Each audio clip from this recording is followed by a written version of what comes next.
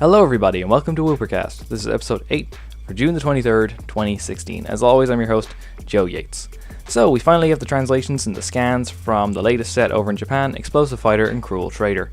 When it comes our way, it's going to be called Steam Siege, and of course, it's going to be legal in the World Championships, so it's very important that we assess these cards, see what's good, and see what's bad. And like the last set review that I did, I'm once again enlisting the help of my good friend Rory Licken, another very strong Irish player. But before we get into any of that, there's a few quick channel announcements that I want to make. First of all, I now have a Facebook page for Woopercast, which is fantastic. It's facebook.com/Woopercast. You can go over there and hit the like button if you want. I'm going to be posting like updates on the channel, the videos that I'm making, the new podcasts, and sort of the content that those things will contain. So, you know, maybe get a nice little preview what's to come by heading on over there and supporting the channel that way. Also, trying to get the podcast on as many platforms as I can. I want my show to be accessible, and I want people to listen to it in whatever way they feel most comfortable. So if there is a website or something that you normally listen to podcasts on, and you would like Woopercast to be on that, please let me know. I want this thing to be all over the place. As it stands, though, YouTube is going great. SoundCloud is still perfectly up to date. I now have it on Stitcher. It's now on TuneIn. Links to all of this will be in the description below. If you listen on TuneIn or Stitcher, go ahead. It's on there now. iTunes is also in the works, and that should be up hopefully by the next episode. It's going to take a little longer, but I should still be able to get it on there. And one last thing before we get going. Nick Pierce, who you may know from his own YouTube channels, the Natsu TCG, and from the recent batch of European Nationals being streamed by Pokemon themselves. He was on the commentary team for that. A very well-known member of the community. Anyway, he's doing a 24-hour live stream of some video games for children in need. So it's all for a good cause, all for a good charity. That's going to be going down this weekend. I'm just going to link the Facebook event page for that in the description here too. So if you want to hang out in that, go ahead. But without further ado, let's begin. Okay, so first one is going to be Shiftry. It is the Stage 2 Grass Dark type, the first dual type we'll be covering. 140 HP, and for 1 grass energy, you do Devious Wind, 40 damage until the end of your opponent's next turn. All tools and stadiums have no effect. Second attack, Extrasensory, double colorless, 60, 40 more if you have the same number of cards in your hand as your opponent. Just looking at the first attack here, I actually really like Shiftry. What are your thoughts on it? Yeah, it's similar to Giratina, which you already have, but 1 energy, and arguably better in that it shuts off any tools and stadiums they already have in play. Yeah, that is true. It means like even if they do get them into play, it doesn't matter because there's no effect on it. I think it's a bit like Superior in the last set, and that it's kind of a grass type that's coming in a good position in the meta. A single basic energy, right? So just a few things off the top of my head. First of all, against Trevenant, you're hitting it for weakness because you're a dark type, and you get around Weakness Policy and Bursting Balloon. That's very cool. Frogs, you're hitting them for weakness, obviously. You're killing everything super early on, so maybe that's a good advantage. Against Toad as well, you're getting around Fury Belt, Assault Vest if they're running that, things like that. You're getting around Muscle Band as well, so they're doing very little to you. I think it's got some nice matchups. Yeah, I think with the Trevenant, though, if they do get the turn 1 item lock going first, you're in a really bad position to be setting up. That's the thing we've talked about Trevenant counters before on this show, but like, every time we mention it, it's always, oh, well, if they go first, you're not going to get that up. Yeah. So it is a difficult, especially with a Stage 2, it's just a lot to ask for. Yeah, I mean, that is an inherently sort of annoying problem about Shiftry. I mean, it's less of an issue because, obviously, it's got Forest of Giant Plants that it can access. But, I don't know. I think 1 basic grass energy, I think it's definitely something myself and a bunch of other players are going to be playing around with. Yeah.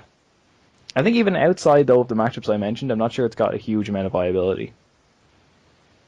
Yeah, it just...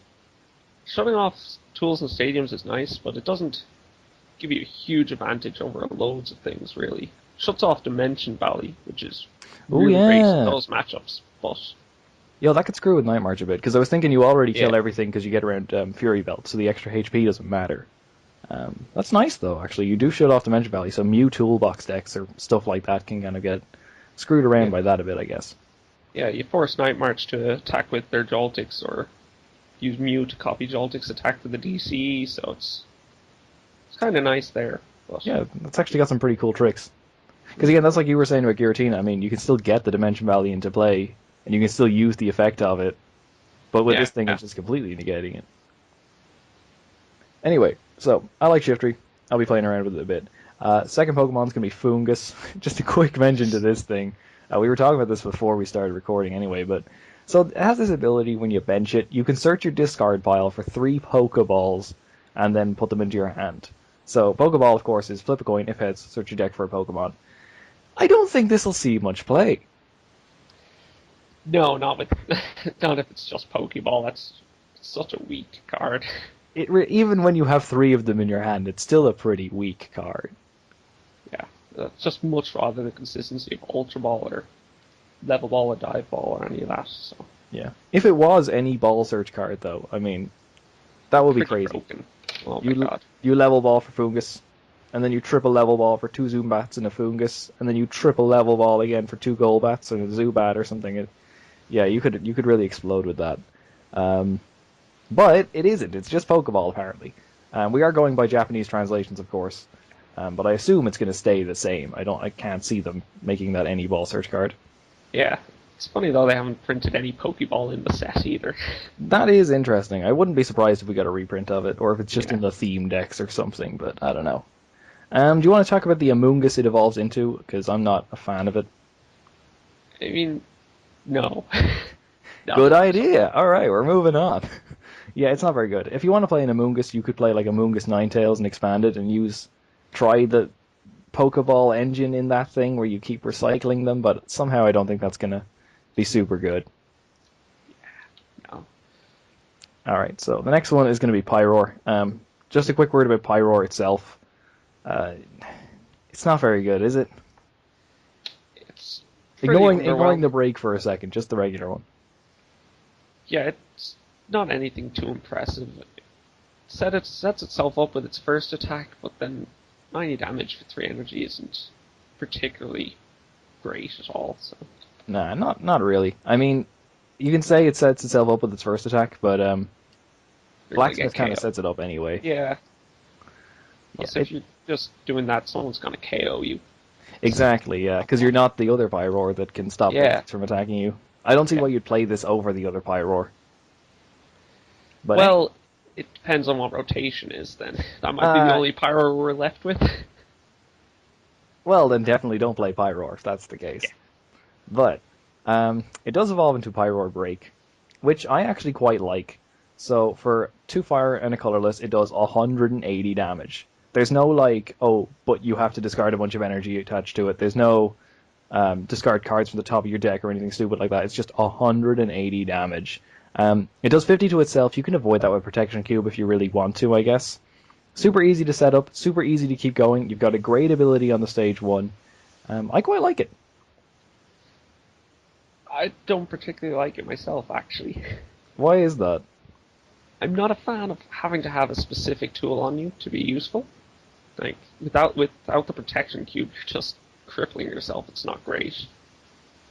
And then, if we are assuming the rotation comes around, we're definitely losing the old Pyroar, and the deck's just not going to go anywhere. Yeah, I mean, without Flashfire Pyroar, I suppose you could play the Phantom Forces one, the kind of pseudo-Lazond one, but it's not quite the same, is it? Yeah. So, I mean, the Flashfire Pyroar, though, is so great with this, because you are doing huge damage. Yeah. I'd argue that the Protection Cube isn't super important, because it's not like, oh, you can't do the attack unless you have the Protection Cube on it. First of all, Pyroar has 160 HP, so we're talking like, it can survive 3 of its own hits. And sometimes if you do 180 damage 3 times, you can just win the game, because you're killing 3 EXs. On top of that, your opponent's not always going to be able to return a hit back to you, because you've got that ability. Yeah, I know Hex and whatnot is a thing, but in theory, I think you do sort of allow yourself the protection of getting hit once or twice if you don't find the cube. Yeah, I guess it's just you put yourself down to 110 HP, which is kind of one of the golden numbers right now for KOing Shamans and the like. So yeah, true. Yeah. It's kind of something a lot of decks want to be aiming for, is that number. So I think one of the weakest aspects of it is just how much water is in the format right now. I don't think any fire deck can be can be really considered with a whole lot of conviction at the moment, given just how many Greninjas and Water Boxes there are. Yeah. In fairness, against Water Box with the Flash Fire Pyroar, you're immune to all their attackers. And those decks do rarely run. They rarely run Hexmaniac, from what I've seen anyway. So you might actually take the win against the Water Box, but Greninja, God help you. Yeah. Just have to accept the auto loss there, which is not a deck you want to auto lose. No, you don't want to auto lose to. I mean, Mega Ray auto loses to Night March, and hey, that's not exactly top table right now. Anyway, other fire types that are pretty powerful. This is the non-EX Volcanion. We'll get to the EX one in the next section. But the non-EX one, so for 130 HP basic, for 1 fire energy, Power Heater does 20 damage. Choose 2 of your bench Pokemon, put a fire energy from your discard pile onto each of them. And then Explosive Flame does 100 damage for 3 fire energy. I think... Hold on, I have some notes written down about this one. I don't think it's better than Blacksmith, and that's a big sort of drawback for it. Yeah, Blacksmith's definitely the go-to accelerator for fire. I don't see why you'd be using this on instead of Blacksmith, you know? Yeah, it reminds me a lot of Baby Yveltal, just similar attacks, similar retreat, HP, but it gets 2 energy rather than 1 for 10 less damage. Yeah, I think sees a lot. Yeah, I think it actually gets an awful lot of synergy with the EX Volcanion. Yeah. Again, we'll get to that in a second, and I'll sort of come back to this card when we do. But that's really immediately the only major use I see for it. The second attack for 100 damage is alright, again, with the EX Volcanion. I think it's just a card that'll be very specific in how it's used. You know, like you said about Yveltal, that's kind of... You can throw that into a bunch of different decks. You don't need to be running Yveltal EX to make it work. Yeah. Baby Yveltal's way better. It's just the similarities are there. Yeah, definitely they are. Sort of like Xerneas as well, the way you choose 2 of your bench Pokemon. It's kind of in between the 2 of them. Alright, well, we'll probably return to that one later when we're talking about the EX Volcanion. Next one is the thoroughly underwhelming Samurott. What are your thoughts on that one? Not much at all. Yeah. Stage 2 that's just doesn't do much. It really doesn't, does it? I mean, it's got Night Spear. And by Night Spear, I mean it's literally the exact same as Night Spear with water energy instead of dark energy. Yeah, on a stage 2, so... Yeah, and Night Spear is not even... I mean, it's still good, but on a basic, it's good. Yeah. A basic with energy acceleration available to it. Yeah, if you want to run a water-based evolution deck, you run Greninja, not Samurott. Yeah, that's why would I be powering one of these guys up when I could be getting up some Greninja breaks? That's a good point. Yeah. I like the attack Perfect Blade. 40 damage. If your opponent's active would be less than 60 HP after using this attack, it's knocked out instead.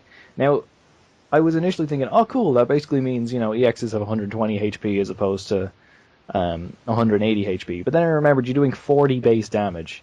And also, it has to be under 60. So if it's on 60, it doesn't count. It has to be 50 or less. And trying to reach that number with only 40 base damage is not particularly easy. Yeah, it gets around fighting Focus Sash, which is I didn't think that. interesting. That is interesting, actually. You can just Zero Sick off a Focus Sash, so... True. Greninja gets around Focus Sash. Yeah, there's just no reason to run it. You could run it if Samurott is your favorite Pokemon. There you go. That's a reason to play it. That's it. Play that league, have fun. And then regret not buying Greninjas instead. Yeah. Anyway, a water type that is pretty useful, or could be pretty useful, is Clawitzer. So, has the ability, Stage 1, water type, 100 HP, has the ability Mega Booster. Once during your turn, you may choose a special energy from your hand and attach it to one of your Megas. I think I went through the Mega Evolutions that I thought this would be useful with. First one is Steelix from this set, which we'll get to in a second. But from past sets, I think the Dragons might actually benefit from this a bit. Things like Dragon Mega Ray and Dragon Mega Latios. Because Mega Latios' attack is like, it needs you to discard cards from it anyway. It's like discard 2 energy or something. Yeah, I think so, yeah. So you could like discard a Double Dragon and then just attach another Double Dragon with this Clawitzer. So I think that's really the main synergy I found for it. Yeah, I think the problem is you only have, like, if you're running dragons, you only have 4 Double Dragon energy. Let's not And forget the new item that's coming in, though. What is it? Special Energy Recovery or something like this? That lets you shuffle 2 Special Energy from your discard pile into your deck. yeah, I guess, yeah.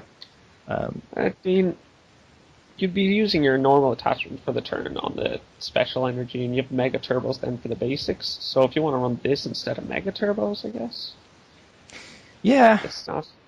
yeah, that's a good point. I mean, I think this would be useful for attaching multiple special energies in a turn, because otherwise, like you said, like if you wanted to attach 3 energy in a turn, like a double dragon and a regular energy, you can already do that with Mega Turbo. Yeah.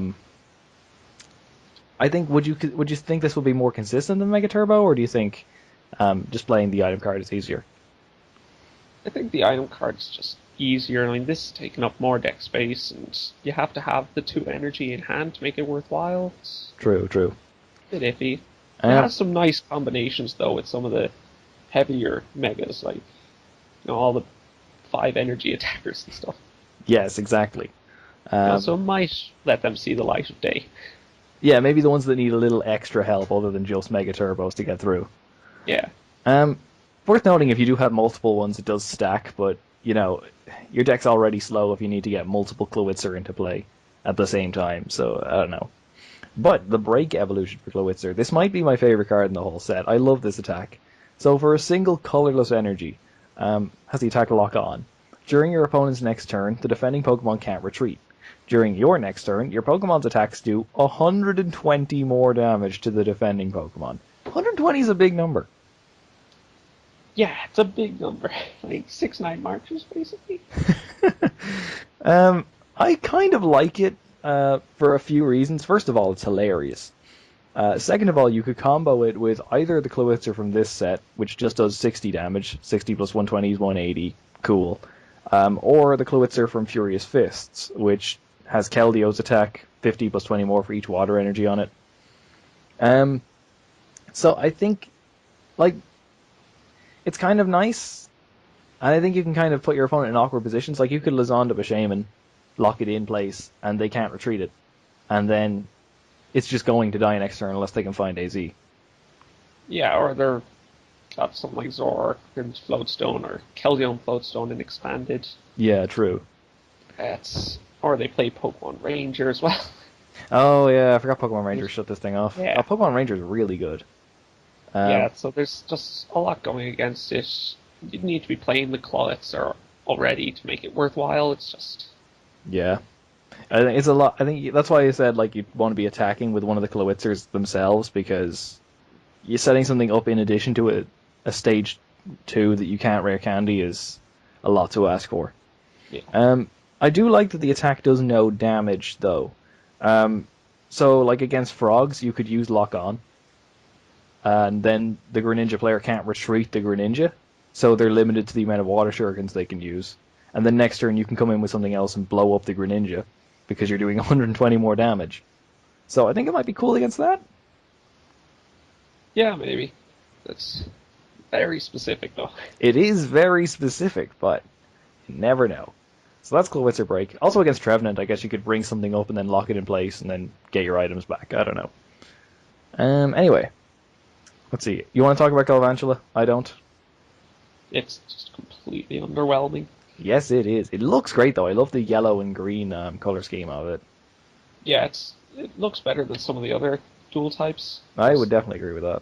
Yeah. Let's see what else was on the... yes, the next card on the list is the Reuniclus of the set, which is actually Chandelure. So yeah, 100, 130 HP, stage 2. Ability Spooky Choice.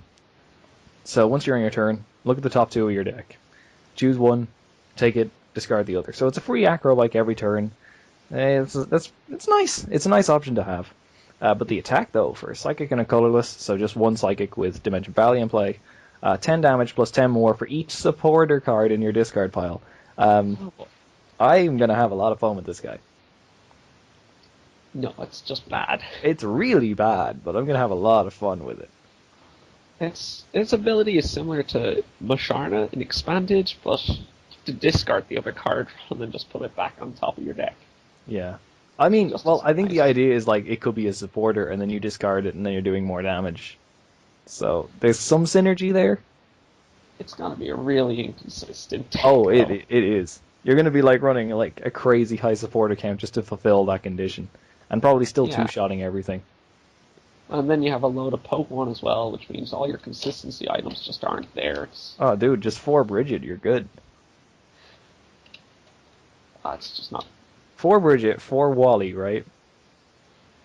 Oh, look, come back to me on this one. I'll do a terrible deck analysis of it when it comes out or something, I don't know. Alright, I'll hold you to that. I will do it, I swear. But yeah, other than that, it's 130 HP on a stage 2, which is terrible. It's pretty low. It's got a weakness to dark, which is just bad.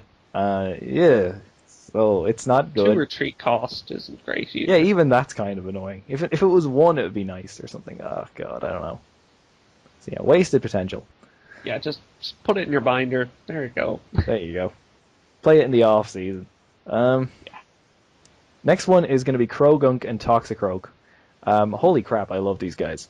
So, Croagunk, and it's important we talk about them together. So Croagunk, for a single colorless energy, does better poison. So if your opponent's active is poisoned, you put 3 more damage counters on it between turns, and it stacks. Just to work out some maths here. Let's say your opponent isn't the active, right? You use like Ariados to poison it. And then you use better poison. So it's on 30 going into their turn, 60 coming back to your turn. You use better poison 3 more damage counters, no? Yeah, 3 more. Oh, so it'd be 40, wouldn't it? Yep. Well, this is even better than I originally worked out. So what? It'd be like 40 going into their turn, 80 coming back to you. Then they'd be on like 110 going back to their turn? Am I doing this right? 30, yeah, you're missing another 40. 150 going back into 150 going back into their turn, and then they're knocked out coming back into our turn. Yeah. Like, all 220. You're knocking out some megas with that. All with a tiny little Croagunk who can abuse Focus Sash himself. You can use things like Zoroark or Chaos Tower to get around the Ariados poisoning yourself if you wanted to. But the stadium I would be using is Shrine of Memories, because you've got Toxicroak, who has this ability, Poisonous Enzyme. If your opponent's active is poisoned, this Pokemon can't be damaged by effects from attacks. So now all of a sudden you're reliably two-shotting everything in the format. You've got a non-EX with a Focus Sash who doesn't take any damage from attacks. I think that's a pretty good combo. Yeah, it's actually pretty decent, but I mean, you have real huge problems with anything like Zoroark or Keldeo Expanded, or even AZ will ruin your day. It's an easy enough lock to break. If we think about post-rotation, though, where like AZ is unfortunately going to be gone, I assume, we look at nobody's really running switching cards apart from Floatstone, but they can't retreat if we have like a Dragalge up. You put like Verbank City into this thing and Expanded. We've got what, like I don't know. I mean, the damage output's really high, and as long as you're playing against someone who's not using Zoroark, which is the majority of decks, you should be okay. Yeah, it's worth noting that against Night March, you'll KO them, and then they'll get to attack back because your ability won't be there. Yes, that is true. But you'll still have Focus Sash non-EXs, so maybe? Yeah, I mean, they can get around Focus Sash easy. Yeah, they definitely can. I mean, non-EXs, though, kind of iffy, but... Yeah. Yeah. I mean... And Greninja's probably not going to be good. Greninja is going to be a horrible matchup, right? I mean, you could kill the break fairly easily. Well, they've Rough Seas as well into the mix, and... So. Oh, I'm not going to bother to do the math with Rough Seas and Greninjas right now with the poison. And the free retreat as well. No, but you lock them with the Dragalge. Here. Yeah, okay, from Dragalge. As long as they don't like evolve or something, I don't know. Because if they break evolve, they end the poison, right? Yeah. Yeah. All right, so that's going to be a terrible matchup. I don't know. I like them. I'm going to be testing them out quite a bit. I think that's a pretty cool combo. Yeah, and the art on the Toxicroak is amazing as well. Oh god, it is. Yeah, that is a great action pose. It looks like he's standing on the head of another Pokemon that I can't quite make out from here, but whatever. Anyway, on to Klinklang. I'm going to ignore this one, if you will permit me. Yeah, it's worth mentioning. It has an ability that's... It uses, what? 10 damage. All damage, for each colorless energy in the retreat cost. Which is on average, like, what, 2? Yeah, which is really bad on the stage 2. It's just... Yeah, the attack's not even that great. If you're powering up a metal type with 3 energy, it should probably be something else. Yeah. So, yeah, we're not... I mean, I can't see Klinklang having any success. There's much... What's that? Compared to some of the other Klinklangs we've gotten, it's completely underwhelming. Yeah, that's what I was going to say. Like, if you want to play Klinklang, there's some really good ones in Expanded. You've got the Aromatisse one, you've got the Safeguard one. Yeah. You know, you've got much better options if you're a Klinklang fan. So, on to Klefki. And this thing has the ability Wonderlock. So, once during your turn, if this Pokemon's on your bench, discard all cards attached to this Pokemon and attach this Pokemon to one of your Pokemon. That's a lot of... Okay, this sentence has a lot of Pokemon in it. Basically, if it's on your bench, you can attach it to one of your Pokemon as a tool. And during your opponent's next turn, prevent all damage done to that Pokemon by Mega Evolutions. Then at the end of your opponent's turn, it's like Bursting Balloon, it gets discarded. It's a cool ability, it's a unique ability. This is the first time you've seen this, is it? Or... first time we've seen it in a long time, if we've ever seen it before. I'm probably wrong on this because I'm bad with old sets, but the only thing it reminds me of is like Holon Voltorb, or whatever it was. Oh, right. Do you remember that one? It was like energy, if you could attach it as energy or something like that. Yeah, I think I know what you're talking about, yeah. Something like that. There's one of the Holland Pokemon like that. And I can't think of much I would run Klefki in, other than, say, I don't know, like Vespiquen or something, because that likes discarding Pokemon anyway. It's not great with Megas in the early game. Yeah, it does give you that little one-up against them, I guess. But I can't think of much else that I'd put it in. But hey, it's nice to know it exists, you know? Yeah. Alright, so we have a Xerneas reprint next up. It's the Geomancy one. I'm sure nobody's mad about that. That's a cool card. Xerneas Break, though. For 2 Fairy Energy, does 20 damage times the number of energy attached to all of your Pokemon. So it's Huntail. Yeah, it's Huntail. I could see this definitely being included in Fairy lists, but I can't see Fairy lists being any good in the near future. I mean, there's that one guy who went, 5 wins on that? 4 wins? I can't remember. Yeah, that was a bit of a rogue sort of call. In I'd general, love to know what Fairy, matches he got, though. Yeah, in general, though, Fairy isn't top tier right now. Especially since we're seeing Genesect come out of nowhere. Yeah, like, Metals coming back is going to be just the nail in the coffin. Yeah, I mean... It's a nice option, though. It's a better attack than Rainbow Spear anyway, so... It is a better attack than Rainbow Spear, and I'll be mentioning that when we get to Yveltal, that it's sort of a nice second attack option that you have available to you.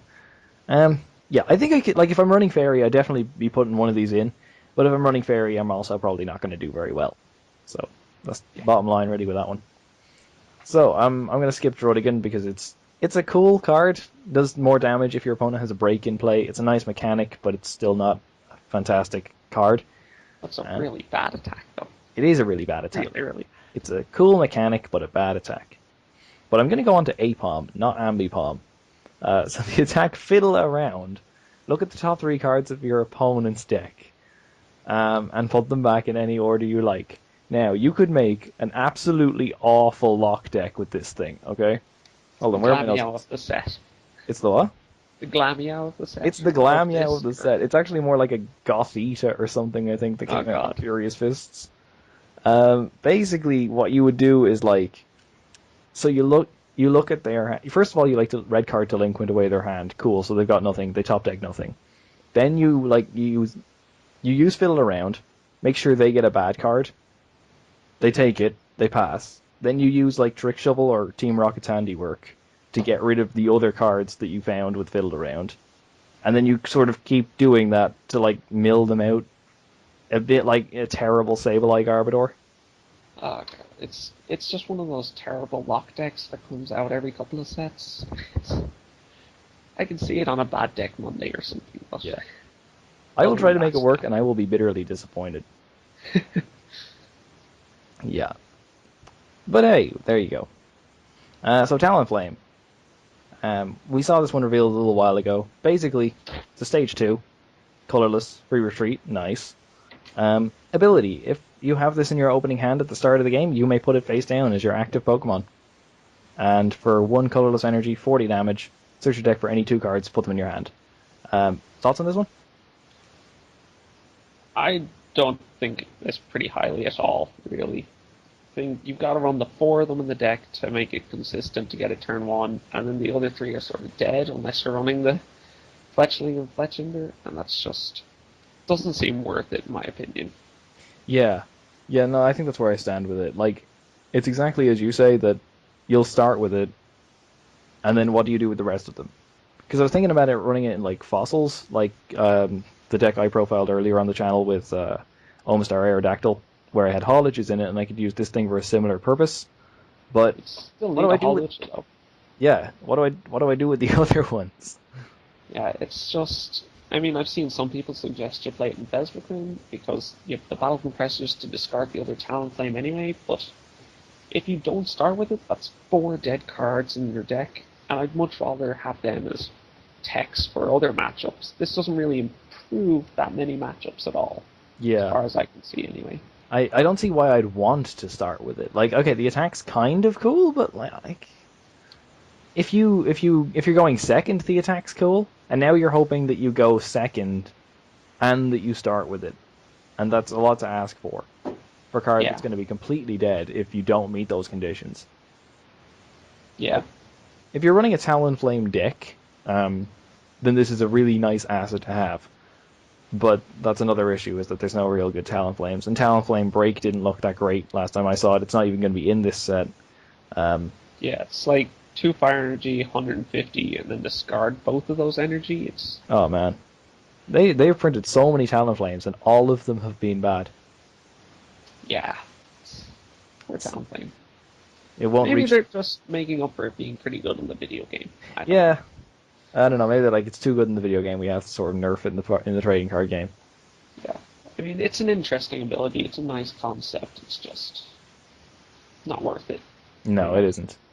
I mean, it's not even the kind of thing that I look and think, oh, someone's going to find a way to completely make this super broken. I don't think they will. Yeah. Anyway, on to, let's see, what's the next non-EX we got coming up? Jumpluff. 20 damage for a single grass energy, 20 damage times the number of your remaining prize cards. So you'll do 120 damage for a single grass energy. Once. Yes, once. I don't see why it gets weaker as the game goes on. That's horrible. It's just not a good idea. And it's 90 HP on the stage too. Oh man, it's so bad. Yeah. It doesn't even have free retreat. It's just. Why doesn't it have free retreat? That'd make it like I'd at least be like, okay, well it has that going for it. It has nothing. It's not I very. don't even see why you mentioned it. I mentioned it because it's funny, and I don't know. Yeah, it's terrible. I wouldn't even make a joke deck out of this. You'd be fine for like the first maybe 2 KOs, and that would be it. Anyway, onto an actually okay grass type, and that is Yanmega. I think you're a fan of this one. So the ability Sonic Hand, or Sonic Vision, sorry. If your hand has 4 cards in it, you don't need any energy to use your attacks. Okay, that's really good. The attack it has is Assault Boom for 3 colorless energy, 50 damage plus 70 more if your opponent has a tool on it. Alright, so that's free retreat on a Pokemon that gets access to Forest of Giant Plants. Its weakness for a lot of things in the format. You don't need energy to use its attack. It has a break with an attack that gets through Glaceon, Promo Jirachi, Aegislash, whatever. That's pretty cool. Yeah, it's pretty. It reminds me of the Prime we had back in Triumphant. Yeah, Just yeah. similar. You have the same amount of cards in your hand as your opponent. Free attacks. I don't know. Attacks are pretty neat. It has a bunch of options from Assault Boom and Penetrate on the break, but I mean, I think it'll be pretty neat. Just maybe not top tier, but certainly worth looking at anyway. Yeah, I think it'd be worth a shot. I think it's if you're running it, you'd still need to run the energy to pay for the attack, and I think the ability would just sort of be a complementary aspect. Yeah, like 4 Judge in the deck or something crazy. No, 4 Battle Reporter, man. No, you need to have 4 cards in your hand. Oh, for some reason I thought it was the same amount. Oh well. No, that's the Prime one back. Yeah, I'm getting confused now. Well, I think N could be an issue for it. Like, let's say you get down to one prize and you get N to 1. All of a sudden, getting up to those 4 cards could be difficult. Yeah, I guess you'd probably have to run Octillery in it or something, and then... Then find a way to get rid of one. Octillery and maintenance, there you go. Oh, well. I think the list for this card could actually look really cool, though.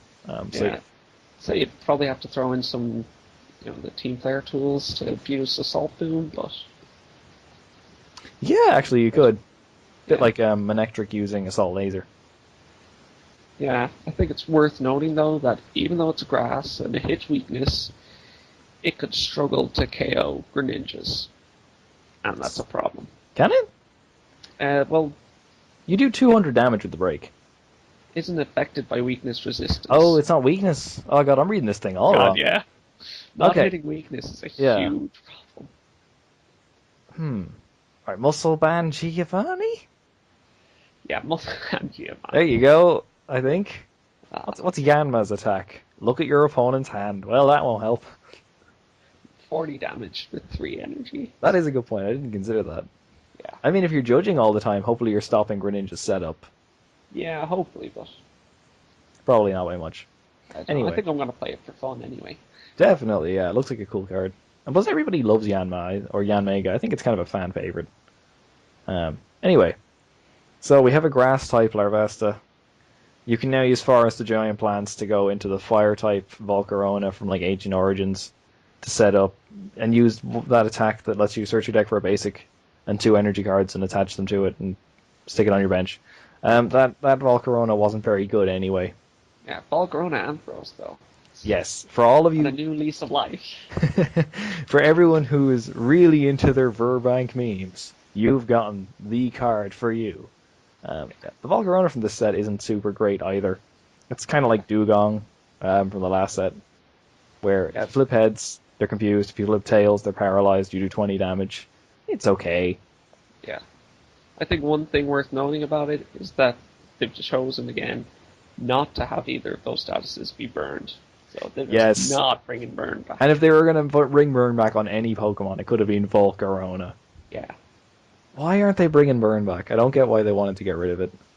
I don't know. It didn't see much use at all anyway, so... Yeah, but this doesn't mean you have to get rid of it. I don't know. Second attack is for 3 colorless energy, Power Hurricane, 120 damage, discard all energy attached to this Pokemon. I think it's cool that there's a colorless attack cost on a Pokemon with 2 types that does a hell of a lot of damage. So, you could splash this into something if you really wanted to counter for something. Or 2 things even, because it's covering fire and grass weaknesses, which a good few things have at the moment. You're now covering things, you're covering yourself against Genesect, against Greninja, against Toad, probably some other stuff I can't think of off the top of my head. Yanmega. Yanmega, there you go. Yeah. I don't know, I think it's cool. Wait, Yanmega's lightning. God doesn't damn even it. do that. Oh, no, you run the 1/1 Jolty online. Yeah. Yeah. So anyway, I think that's kind of cool. Not super playable, and you probably need Blacksmith to power it up anyway, so it means the whole splashable thing doesn't really work. But hey, what can you do? It's worth sort of bearing in mind. Anyway, the next one is... God, I can't believe we actually have to cover this thing, but Infernape. I'm just going to go straight to the second attack. For 2 fire energy, it does 200, 200 damage. That's just such a big number. But you can only use this attack if your discard pile has 10 or more fire energy in it, and then you shuffle 10 fire energy from your discard pile back into your deck. How are you ever going to meet that qualifying statement?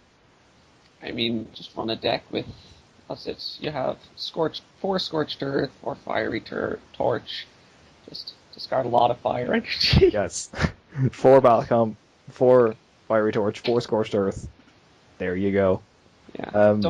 I don't know whether you remember, but there was a level X back in the day that had very similar attack to that. Was that any good, though? It had an ability that could help it set up, but it's... Yeah. It's like... Whatever. I think this thing has an attack that... Like, the first attack, 2 fire energy for 120, discard all fire attached to this Pokemon. That's kind of cool because you're sort of doing a decent amount of damage and setting yourself up. But to power that up, you probably want to play a Blacksmith, which takes fire energy out of your discard pile. So it's counterproductive there, really. If someone gets this to work, fair play to you. That's a great attack that will happen maybe once a game. Yeah, I like that it is a callback to the level X, just like the Yanmega is a bit of a callback. They seem to be doing that a few times in this set. It's pretty nice. It is pretty neat to see. Yeah. I'm going to talk briefly about Avalug. I'm very sorry. For 3 water energy, this thing does discard the top 3 cards of your deck. For each water energy discarded in this way, discard 3 cards from the top of your opponent's deck. You can potentially discard 9 cards from your opponent's deck in one shot. You're not going to, unless you're running like Avalug or Max Elixir, and then 4, 8, 12, 48 water energy. I don't know, maybe. Oh, it could mill a lot, though. It could, but it won't. Because if you're doing that, like, you don't have room for like Team Flare Grunts or Hammers or Headringers or the things that mill decks can use to stop your opponent from taking KOs. So, like, having played a decent amount of aggressive mill decks myself, those are very crucial aspects to it. Because, if your Pokemon get KO'd, there's not much you can do. And Avalug's going to get KO'd pretty quickly. But yeah, that's a hilarious attack. You're milling yourself as well. Yeah, but you're milling them 3 times more. Potentially. Probably not, though. Potentially. Is there like some card where you can just search your deck for water energy and put them on top of your deck? Reserve Ticket? Okay, that's one though. And Recycle? Yeah, Recycler, I guess. On a coin flip, all those. So in Expanded, you play 1 Reserve Ticket, you get it on. Then you play Recycler, put another one on. And there you go, that's 6 cards. In Expanded, you also get Ether and Max Elixir. So now you're going to be flying with this deck. It's like crappy Heatmore. Very, very crappy Heatmore. And that's saying a lot. That is, because Heatmore was crappy. Anyway, Ampharos has an ability. Once during your turn, choose one of your opponent's Pokemon EX, put 3 damage counters on it. The fact that it's limited to Pokemon EX is just... 30 damage a turn from an ability is nice. That's Crobat, but every turn without having to evolve. Kinda nice, but limiting it only to EXs is just... I don't see why you'd bother. Yeah. I think it's a bit like you said about Crobat. They're both stage 2s, and by the time you get Crobat up, you can do 50 damage to anything, but by the time you get Ampharos up, you can do 30 damage to an EX. And when you put it that way, Crobat seems way better. Yeah. Worth noting, if you get 4 of them in play, you can just pick a Shaman EX and say, okay, kill that. Which is kind of cool. Getting 4 stage 2s in play is a lot to ask for. What you do is you get 4 in them in play, you run like 4 Target Whistle, and then you just win the game in like 3 turns. You don't even attack. You have like a, Robo Sub in the active spot or something. Yeah, okay, have fun with that. I won't, actually. I don't think I will ever have fun with that. Something I could have fun with is Nidoking. God, we've gone... This is the set of the crappy stage 2s. We've gone through so many of them, but here's another one. It's Nidoking. Ability, King's Palace. Each of your Nidoqueen's attacks do 20 more damage to your opponent's active Pokemon. Now, there is a Nidoqueen with the Omega Barrage trait. It hits 70 damage. So, with this Nidoking in play, you'll be doing 90. You hit twice, that's 180.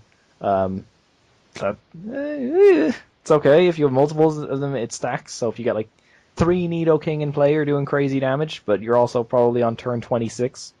Yeah, that's asking you to get up 2 separate stage 2s on 2 different evolution lines. It's just... there's a Nidoking in like Plasma something. That it's like... I think the attack is called Boyfriends. And it does something like 60 damage plus 60 more for each Nidoqueen on your bench. Okay. So it's just another addition to the line of crappy Nidokings we've got in the format. Yes. The attack does more damage if you have evolved Pokemon on your bench. Again, it's just this thing is slow. Yeah, I mean, it's 2 Psychic Energy in a Dimension Valley, which is still, high enough cost for an attack. It is, actually, yeah. It also has a 4 retreat cost, which quite a lot of things in this set do. So, well done, Nidoking. Like, 4 is a really, really terrible number. You would need 2 Mystery Energies on this thing to free retreat it. So, yeah. Excellent. Too many. It is.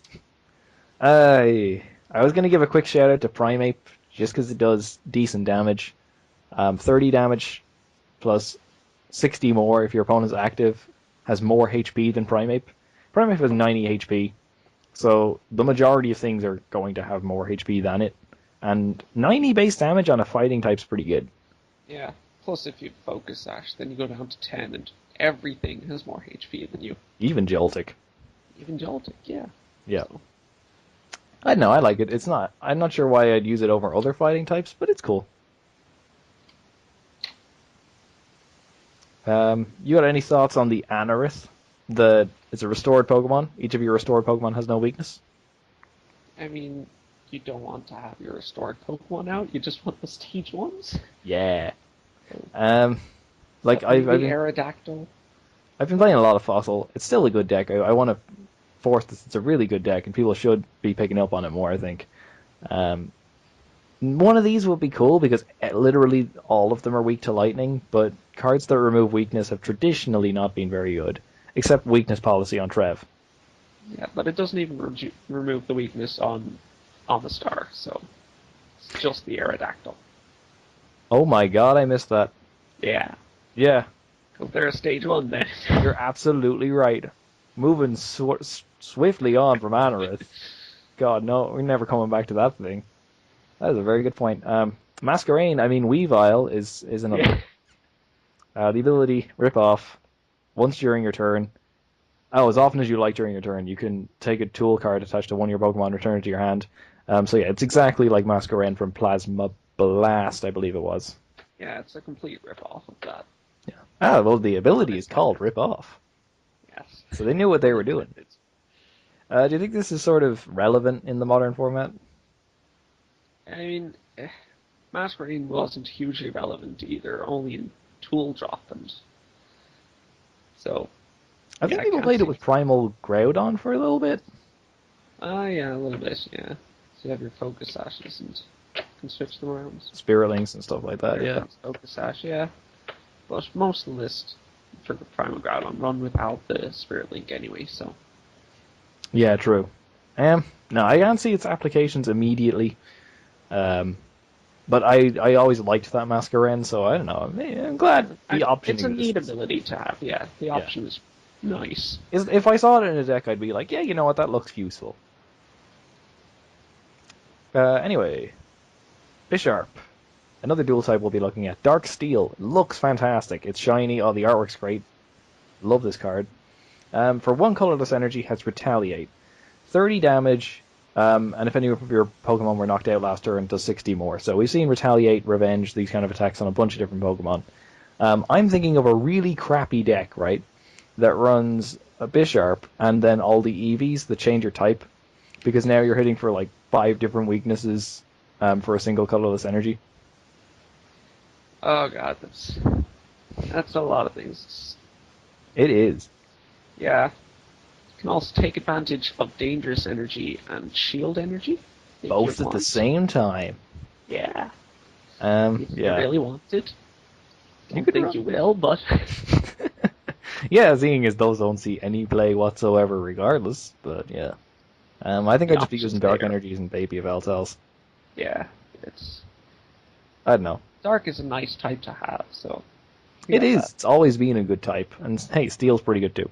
I'm actually not a fan that has 100 HP. I'd rather it was like 10 less. That way I could just run the deck I was just talking about with like 4 level wall, and I would be able to search for everything. But alas, no. Oh well. Yeah. So that's Bisharp. It's cool. I'm going to try that out, and yeah, it's probably going to be awful, but hey, what can you do? So, Yveltal reprint. One of my favorite Pokemon in the format. That's great. Oblivion Wing. Everyone loves it. Yveltal BREAK. You don't like this one as far as I know, so why don't you tell us why? I've warmed up to it a bit, but yeah, I mean, I don't hate it. It's Strong praise. yeah, it's not. It's alright. 120 damage is pretty good. KO Shamans. 30 damage to everything with damage on them. It's alright because you'll be weakening stuff up with a Oblivion Wing. Like maybe one or two of in the deck. Probably not a two of, just one of in existing decks, I guess. Personally, I'm a big fan of it. I think I've been able to power up Darkness Blade very easily in the past. So powering up Night of Disaster is exactly the same. It's just 3 Dark Energy, 120 damage, 30 to bench Pokemon that already have damage on them. I think like it's first of all, it's immediately better than Darkness Blade in every conceivable way. Oh yeah. So I guess if you can power it up, you can. It's pretty easy, I guess. If you say so. I guess if expanded, you've got lots to go with it. Oh, well, you really do, yeah. I don't know. I think like even things like Trevenant, this thing could just rip apart. I think the 30 damage to everything with damage already on it can kind of combo with the Pitch Black Spear of Fright Knight of Yveltal. Oh, yeah. So you can kind of follow it up with that. But anyway, yeah, I think it's a cool card. I think it's something I'm going to be throwing in everything I have Baby Yveltal in that runs like, high counts of Dark Energy. I think it's a cool card. Oh, yeah, I definitely think it will see some play, but yeah, it's alright. I think Yveltal is like the opposite of Talonflame. They keep printing it, and it's always good. It's always the same Yveltal. Hey, they had Pitch Black Spear. It's always the same Yveltal. We've had Oblivion Wing Yveltal, like, 3 times now, at least? I think there was a Trainer Kit Yveltal. Okay, Trainer Kit Yveltal. Yes, there was one with Xerneas, yes. It wasn't good, but it existed. Yeah. Onto what I think is the last break of the set, and that's Hydreigon BREAK.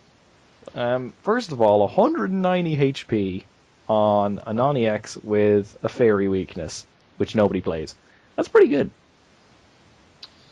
Yeah, it's alright. It's stage 3, though.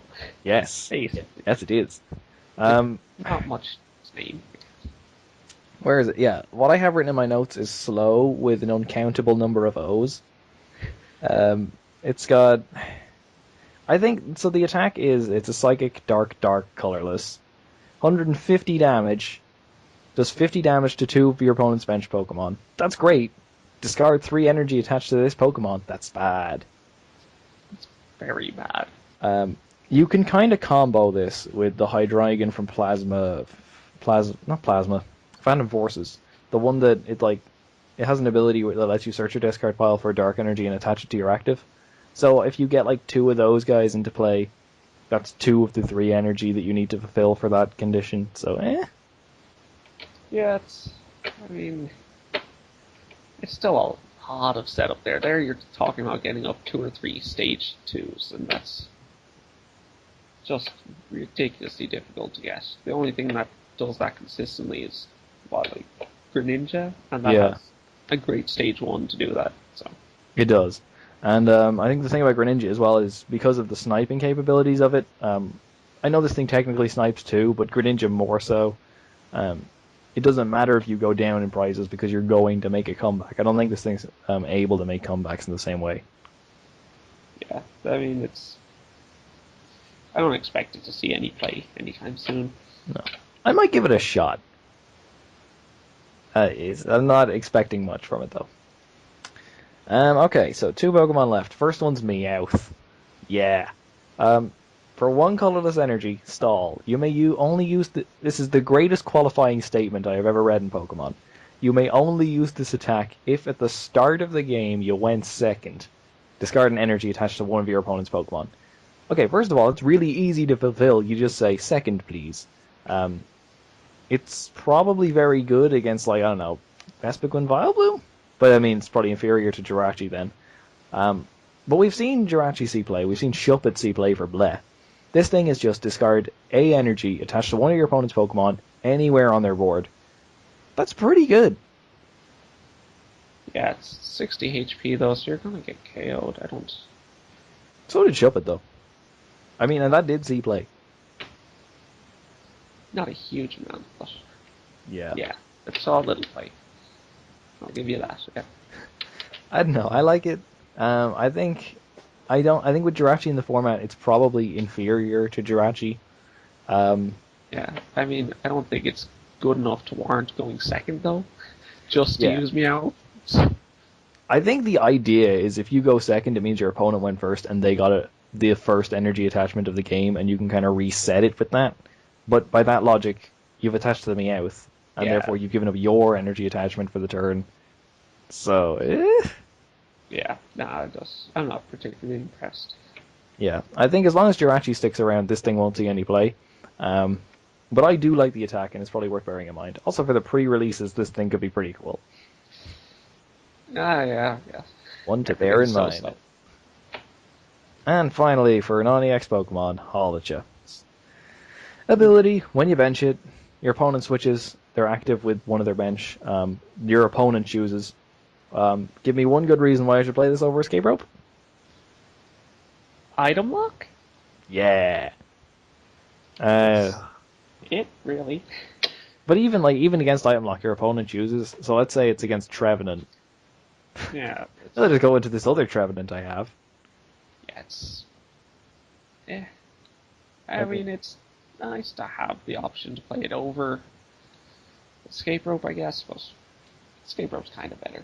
Yeah, I think in almost every conceivable way, I'd play Escape Rope instead. First of all, I wish it had free retreat because the other Hawlucha does, the Furious Fists one, and I think this would be a lot better if it did have free retreat. Yeah, I think one use maybe is in Mega Rayquaza, so that it's also filling up your bench, powering up its Mega Rayquaza's attack, and allowing you to get around Jirachi. Yeah. Yeah, no, that makes sense, actually. Yeah. It sort of plays into your strategy in a number of different ways then. Yeah, so not completely useless, but... I could see it in Toad Tina as well for a similar reason, because they normally run like high count of Escape Rope. Or by high count, I mean two. And we've already seen Toad Tina get away with Absol, which it can reuse with Scoop Ups, so maybe it could use Hawlucha in a similar way. Yeah, like being able to use it with Scoop Ups is kind of nice, and you can AZ to use it again, so... Yeah. It has its uses over Escape Rope, so it's worth noting anyway. Yeah, I do think though the majority of the time you're going to be playing Escape Rope instead. Yeah, like in Night March where you can abuse Escape Rope with Puzzles of Time. So. Exactly. I mean, technically you can abuse this with Puzzles of Time, but if it gets knocked out. Yeah. And who's kind of want to knock this out? Just leaving on the board, taking up space. It's the real threat. Yeah. Alright, that's Hawlucha. And we are going to move on to the Pokemon EX. There's actually not that many of them. It feels like there's less than other sets. Anyway, so first one is going to be Volcanion. So, Volcanion has the ability Steam Up. Once during your turn, you can discard a fire from your hand. If you do, during this turn, your basic fighter Pokemon do 30 more damage. Initially, I was kind of annoyed that this was just basics. Yeah, there's not a huge amount of Pokemon to abuse it in the format right now. At least in standard anyway. Like, I mean, because initially I was like, oh, cool, I can make a Houndoom good again. And I was like, no, I can't. I was like, now I can hit 180. Like, no, you can't. So that's kind of annoying. I think the best combo I thought of with this thing was Flareon EX. Yeah. So if you have like two Volcanions, you discard 2 fire energies, that's 60 extra damage. You blacksmith on those 2 fire energies. Flareon's attack is now doing 40 extra damage. That's 100 damage that you've got now extra onto Flareon's attack. So that's pretty sweet. Yeah, that's pretty good. Like, it also has Entei, which used to see a bit of play. It's just completely the ancient trait one. Of course, this is all because of Water's popularity at the moment. On that note, actually, I will point out that let's not forget the year that Virgin won Worlds. 3 Virgin were in the top 4, and that was a format that everyone thought was just dominated by Pyroar. So, you never know. Guess. Yeah, I just have to make the right predictions, I guess. Don't play against Greninja. Yeah, just avoid all the players. It's a good strategy, yeah. It is. You'll probably do quite well if you do that, actually. Yeah. Its attack as well is 130 damage for 2 fire and a colorless. Can't attack next turn. That's fine. You have ways to get out of that. If it had a 2 retreat cost, I think that'd be a lot easier to do.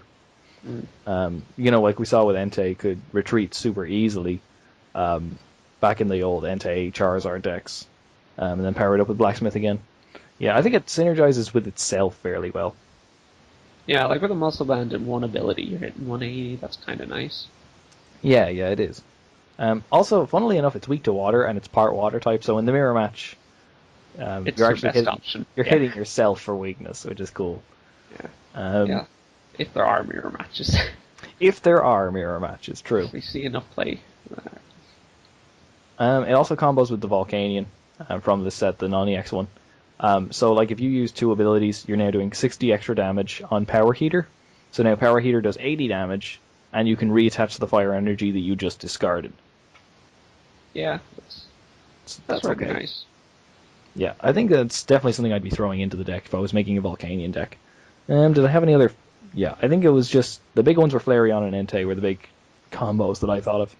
Yeah. It helps out with Charizard and Samurott EX for hitting 180 and Emboar EX as well. Or that Heatmore that does more damage if it has a tool on it.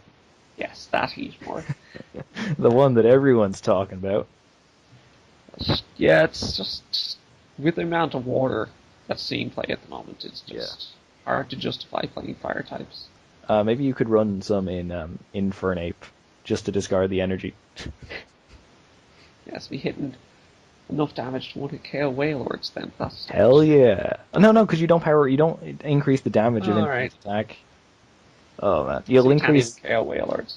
I don't know what attack Chimchar has. Maybe you can power that up. Well, if you get like 4 Volcanion EX, use Volcanion EX's attack, that's gonna be hitting for 250. So yeah, there you go. And then what? Like Fisherman them all back next turn and do it again. Yeah. Hell yeah. I think it's a cool card. I think it's very powerful. Hopefully the weakness to water doesn't hinder it too much, but I have a feeling it will. Yeah, it's just not a good place in the meta right now. Nah, unfortunately that is just a big hindrance. Okay, and on to Steelix and Mega Steelix, which I think is so cool. Terrible, but really cool. So, Steelix, I don't know if any of these attacks are worth talking about. Oh yeah, here it is. For 5 energy, holy crap, for a metal and 4 colorless, has the attack Iron Tail. This is hilarious. 100 damage, flip a coin until you get tails. This attack does 100 damage times the number of heads. So you could just flip like 5 heads and do 500 damage. Or flip no heads and do nothing for 5 energy. You could flip no... For 5 energy, you could do 0 damage. Oh man. I want to make a bad deck out of that. Holy crap. Not even the Mega, just out of this guy. Oh man. It's really, really terrible. Why would you play that over Genesect EX? Dear God. Anyway, it has a Mega Evolution. It's part Steel, part Fighting. It looks fantastic. Has the attack for, again, a metal and 4 colorless. A 5 energy attack. A 4 retreat cost. 240 HP. 2 types. This thing is stacked. Does 160 damage and 10 to each of your opponent's bench Pokemon. Cool thing about this is you can run, like, if you get like a bunch of Clawitzers in play, right? And then you just go, right, so I'm going to attach Strong, Shield, and now you've powered it up. Yeah. I can see some fun decks at League or whatever with Clawitzer and this. Lots of special energy, Shield, Strong, and the DC. But, I mean... Nah, I don't think it's going to see a huge amount of play at top tables or anything. I would highly doubt that too. You can focus sash it. Yeah. If you're worried for about getting your 240 HP monster knocked down in one hit. Yeah, I think if you are going down the special energy route, like you just auto lose to Aegis Slash and stuff like that. No, you play Hex and you just get around it, man.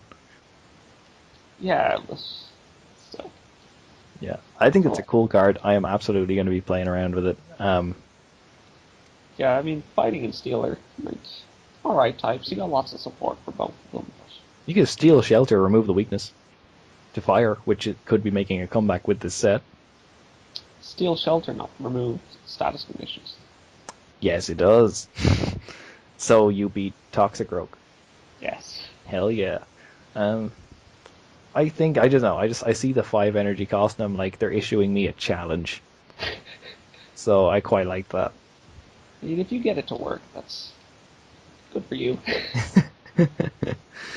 Yeah, exactly. It's an achievement right there, so. It is. It's satisfying to play in itself. Yeah. What is the next one? As I scroll down this list. There really are not that many EXs. Is it Magearna? It is Magearna. It's one of only 4 EXs in the whole set. Wow. Not including Megas, I mean. So, what are your thoughts on Magearna? Oh, it's just terrible. Really? Like the ability is like Bronzong is way better. Yes, I'll give you that. I mean, I don't know what's up. I don't know, on the Pokebeach thing, it has this attack does 60 damage next turn rather than 60 more. I don't know whether that's a mistake. It isn't a mistake. The card does not have a plus next to it, so no, it's just That's bad. It does 60 damage. I mean, It's bad. I don't know why you'd power that up over a Genesect, or an Aegislash, or a Dialga, or a Steelix. Well, over a Steelix. Yes. Okay, maybe is a case there. I like the fact that the ability, where is it now? Prevent all effects of your opponent's attacks except damage done to each of your Pokemon that has metal and energy attached to it. It doesn't say they have to be metal type, so maybe there's some deck that you can kind of splash this into and fulfill that cost with anyway. Yeah, I don't know, Bronzong Night March to stop Jirachi? Yeah. But you just play Pokemon Ranger, get around Jirachi. It's... Really, you shouldn't be playing Bronzong Night March. I don't think it's anywhere near the best Night March build. And again, Pokemon Ranger gets around Jirachi. Ben Spoon gets around Jirachi. I think you have better options for that. Yeah, there's not a lot that has metal energy at the moment, except metal decks. Yeah. In which case you just run Fates like Bronzong. I feel like I'll pick up 1 or 2 of these just because you never know. Like, this could be good at some point. I'd say it probably won't even cost that much just because it doesn't look immediately playable anyway. No, exactly. 160 HP is kind of low as well. Let's just not forget that. But the artwork is great. I love the flower cannon. Yeah. I'm a big fan of that. Yeah, it's interesting that we're getting this before it's actually released, the Pokemon in the games. Like, so. It is actually, yeah, Volcanion. Do we have Volcanion in the games yet? No, but it's an event only in the games. Like, but we don't know. This is Gen 7 here, so. Yeah, true. That's something to note, anyway. Yeah, screw you, video games. We're ahead of the curve. Okay, on to the final EX, which is Gardevoir and Mega Gardevoir. So, just quick point about the Gardevoir EX. First attack does 30 damage, 70 more if you have the same number of energy attached to your opponent's active. Second attack for 3 energy, Blade of Light, 120, discard an energy attached to it. Just off the bat, do you think this one's better or worse than the Primal Clash Gardevoir? I mean, you KO Shaman's easier, but then you're discarding energy, which is counterproductive to the old Gardevoir. Something you probably don't want to be doing anyway. That's true. And you KO Shaman's kind of easy with the Mega regardless. Yeah, so it's just... I don't think it really matters. You're not going to be attacking with it. If you're attacking with it, something's going wrong. Yes. So I don't mind the last ones, the other Gardevoir, because it has, what is it, Shining Wind? It does 100 damage and you remove your weakness, so at least that is useful in a certain matchup. Yeah. But anyway, so yeah, maybe you'll have to practice out and see which one you want, but I don't think it makes a huge difference, really. It probably doesn't, no. The Mega's kind of cool. Part Fairy, part Psychic. So for a Fairy and a Colorless, 110 damage, discard as many of your bench Pokemon as you like. This attack does 10 more damage for each bench Pokemon discarded in this way. Okay, cool, you're not going to one-shot things super easily, but 110 damage for a single basic energy, that is pretty good. Or 0 energy if you have a Florges. You should not have a Florges in play. Yes, that's true. You could. 0 energy. It's pretty nice. You know what? That is absolutely true. If you want to go ahead and do that, be my guest. Can you see this thing seeing any play? I mean, maybe it's like Fairy isn't the greatest type in the world at the moment, with Steel seeing a big amount of play now, but... And also it just being a bit slower. Yeah, it's like... You Mega Evolve, I mean, 110's pretty nice. KO Shamans at that. Yeah. Discard 2 Shamans on your bench, you're KOing the likes of a Yveltal, like Baby Yveltal and Greninja before it break evolves, but And you actually do resist Dark, which is quite nice to have. yeah, it's nice enough, but hasn't made Fairy seen any play yet, so... Yeah. I mean, I don't know, I quite like it. I think if I was running it initially, maybe I would try and run it with Crobat. Mega and Bats, yeah, sure, it sounds pretty clunky, but I think like if you build up a Crobat line on the bench, you do the extra damage there, you then discard the Crobat to add more damage to the attack. There's some kind of synergy there.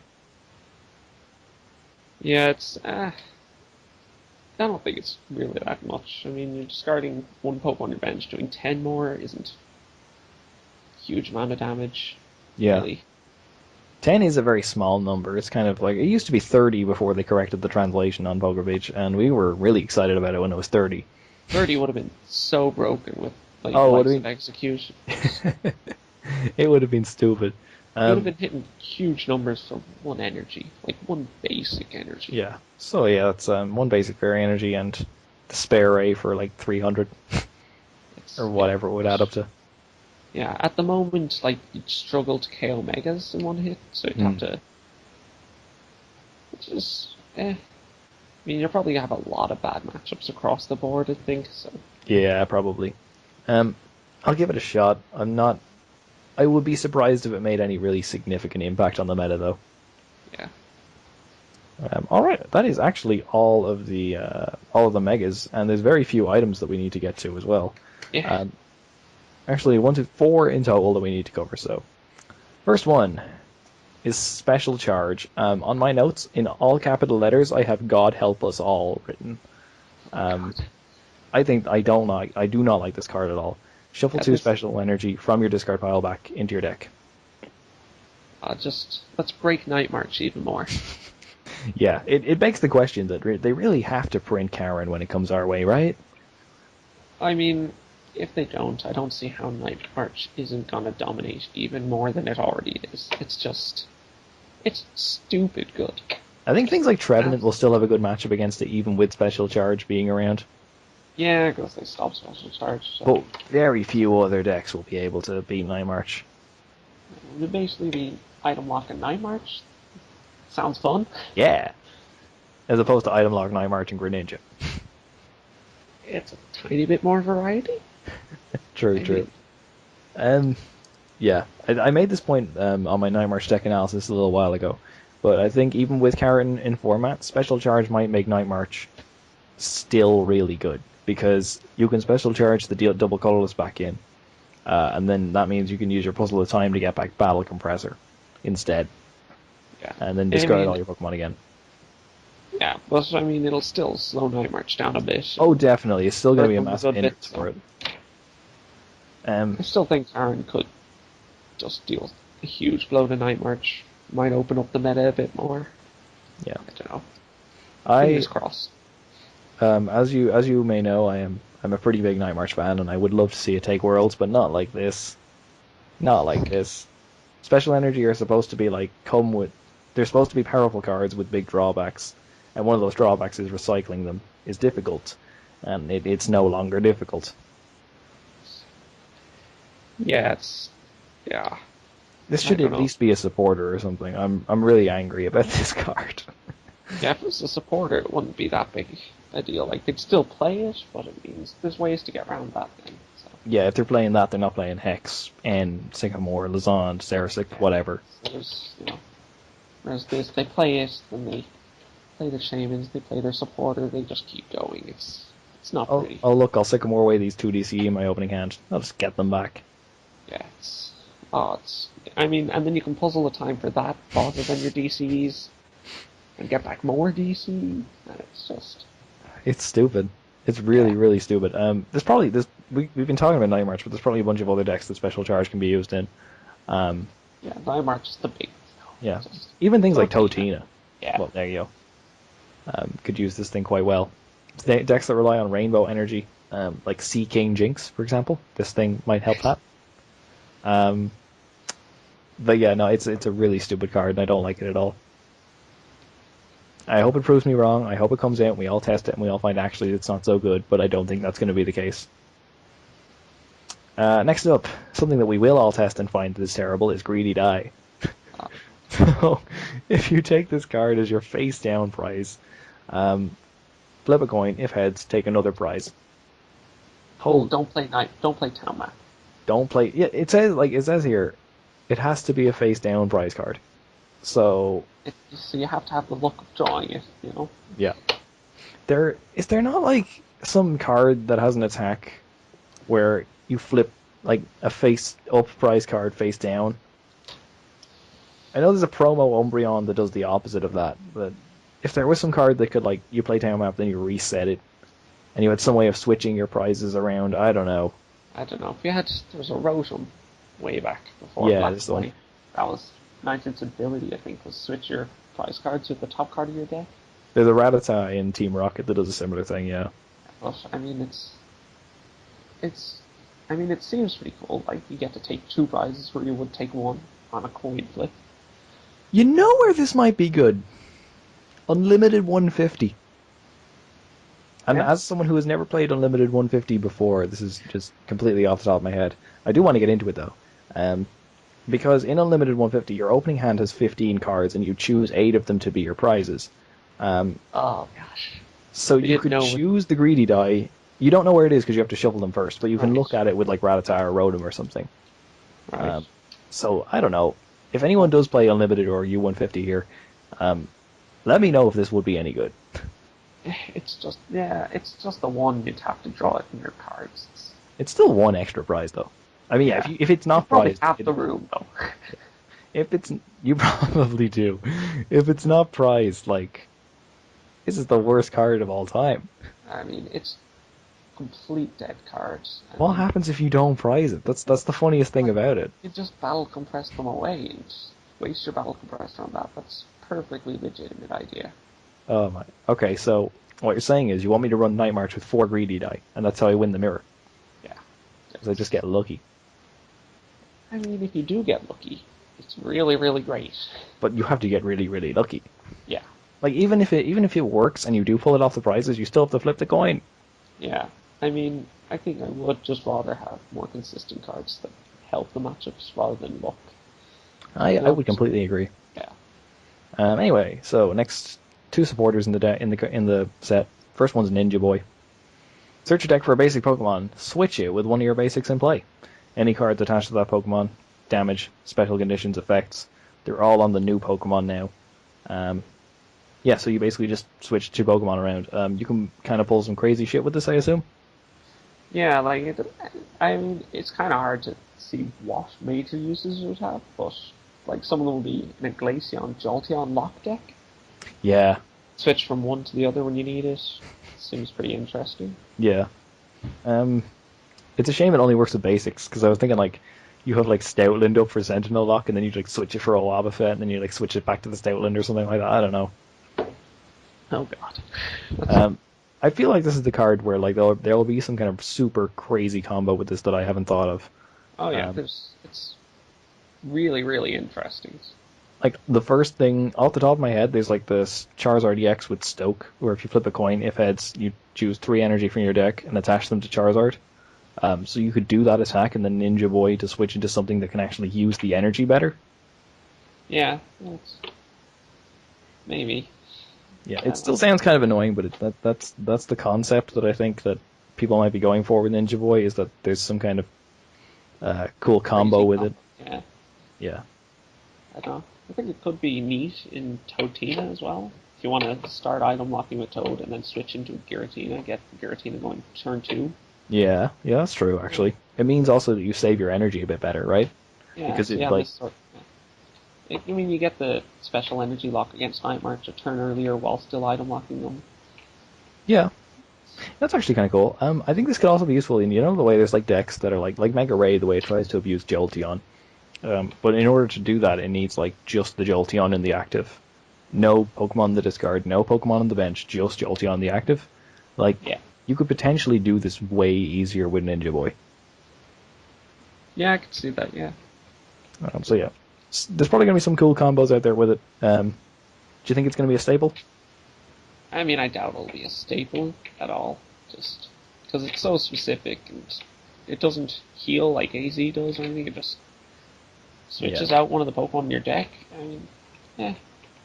It could be cool to get your Shamans off the board, but AZ already does that. Yeah. I mean, AZ is arguably better for that, but... It is, yeah. But hey, maybe we won't have AZ in the future. Yeah, that's true.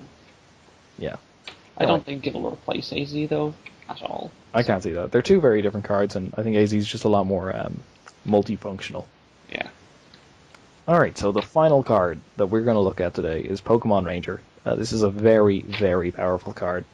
Remove all effects of attacks on both players and Pokemon. Quaking Punch? Nope. Chaos Wheel? Nope. What else have I got? Jirachi's Stardust? Nope. Shadow Stitching? Nope. Jolteon's Flash Ray, Glaceon's, whatever the hell that attack's called? Nope. There's no other way of looking at it. This card's amazing. It's a pretty powerful effect. It is. I mean, it's just getting around to Seismitoad's item lock is a pretty great thing. Yeah. Because before that, like the big reason to play Seismitoad over other lock decks is you can't like Hex out of it, or you can't Lazond out of it like you can with Trevenant. Now you can. Now you have a way to get out of it. You can Ranger out of it. You can Ranger out of it. I can see this being in a ton of different decks. Just, like, I don't see it. Like, that could really be a staple in a lot of things. It really could. Like, in the same way the Hex Maniac is. Yeah. It's just have to find the room for it, I guess. Yeah. It's worth noting that it does only prevent attacks, of course. So, like, if you're going up against Pyroar or Aegislash, you're still going to have to fight around it. Yeah. Trevenant and Vileplume probably more common than those two. Yeah, of course, yeah. And it also doesn't prevent effects of attacks during your opponent's next turn. It just removes existing effects. So if you use it and your opponent uses Silent Fear, you still get the damage counters. Yeah. So yeah, no, I think there's just so many different uses for this thing. I can't see this not seeing play, and the full art looks great. Oh yeah. Alright, so I think that is actually going to do it for all of the cards that we wanted to cover. Was there anything I missed over that you wanted to talk about? No, I have nothing else I want to talk about. Excellent. Got everything? Yeah. Yeah, that was a long list of cards. Even though we started off this thing thinking, okay, none of these are playable. Yeah. So I think that's pretty cool. What would you say is your favorite card in the set? Oh, no idea. Probably Ninja Boy. It just looks like there's just some fun, cool combos you can get with it. Yeah.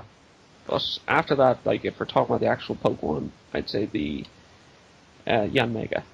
Yeah, Yanmega looks really fun. As for me, I'm really like Chandelure. It's going to be so bad, but I really like Chandelure. Yeah. Alright, well, I think that's going to do it for this podcast. Yeah, just one thing I'd like to add. I think we mentioned that Klefki was similar to Holland's Voltorb. Oh, yeah. For the energy, I think it's Holland's cast form, actually, is the energy one. Cast form, right. Well, I was half right. Yeah. It was Holland something. Yeah.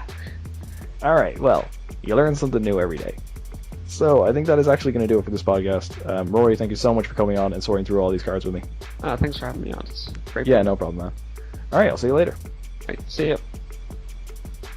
Alright guys, that's going to do it. Thank you so much for watching. I'll be back every Thursday, 5 PM British Standard Time, on the YouTube channel, soundcloud.com/Woopercast, and on TuneIn and Stitcher, and hopefully iTunes as well. That is definitely coming very soon. Don't forget to check out the Facebook page, facebook.com/Woopercast. And yeah, thanks again for watching, and I'll see you next time.